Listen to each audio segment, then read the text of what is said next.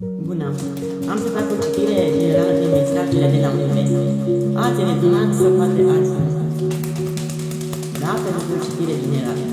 Ia să mi se arată, să mi se descopere mesajele de la univers.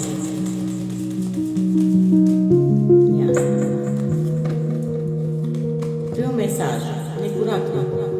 Cineva a lucrat cu magie neagră, a apelat la o forță din exterior. Următorul mesaj. Deși a plecat, vreau să se întoarcă la voi. Mai departe, următorul mesaj de relație de trio. Cineva trăiește în relație de trio.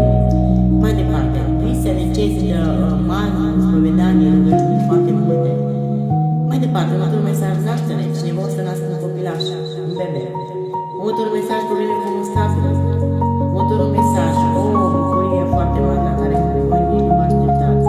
Mai departe, probleme cu copil. Persoane false, vostru avertire la cele spuneți de cazul, o să vă auziți niște bârfe. Următorul mesaj pentru voi, căsătorie sau relație eșuată. Următorul mesaj și ultimul, deci oricum până în viață, o să aveți pe familia natală. O să fie mamă, tată, soră, frate, verișor,